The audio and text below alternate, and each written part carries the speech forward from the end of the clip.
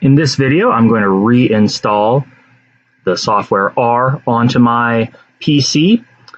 In a subsequent video, I'll install the software I use to actually communicate with R, to actually use R, which is R Studio, but I need to start off with the base R software.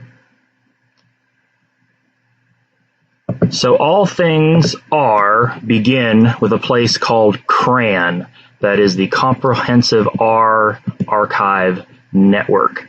And if you Google CRAN, you will probably, the first link that will come up will be the main website. If you click on that main link, you're brought to the main download screen, and you just need to select which software you need. So I just can select download R for Windows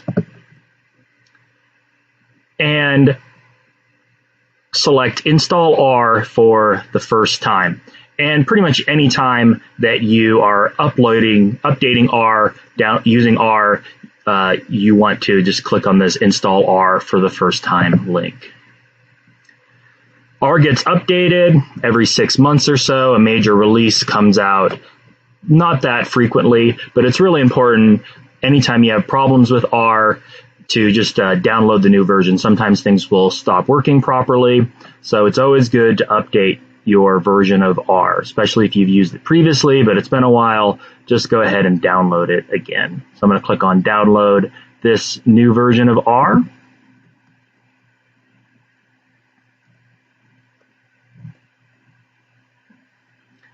Wait a second here while it downloads. The installation process is usually pretty seamless, but occasionally there are little hiccups, sometimes with your security settings on your computer or if you're behind a firewall.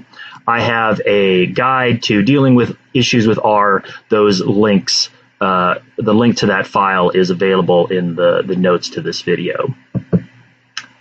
Open up the executable file. I will give it permission to install on my computer. My security settings are such that it's not a big problem. And then I'm just going to go ahead and click Next. All of the defaults are pretty straightforward.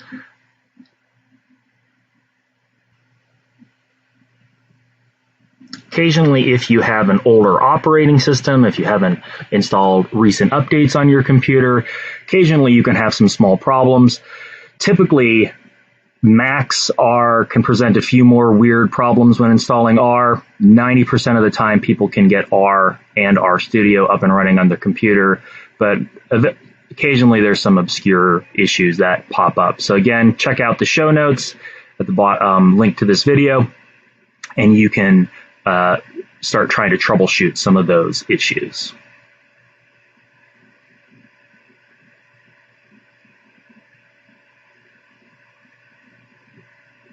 Again, this is installing R. I will actually never open up this program on its own.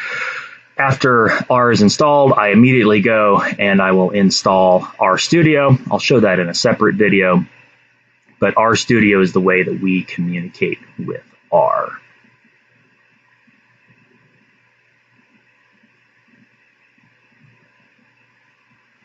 Looks like I'm done.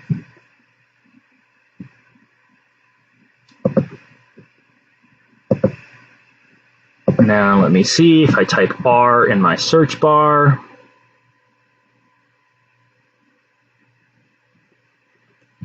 It's not coming up yet, so I will locate it here. I'm just going to show it to you so that you can be familiar with what it looks like, but actually, you will never have to do this on your own. So this is what the R program looks like. This is what the R console looks like. If for some reason you have trouble with R Studio, you could use the basic R program, the basic R GUI, but I do not remember the last time I actually opened this program. So I'm going to go ahead and in the next video, I'm going to install R Studio.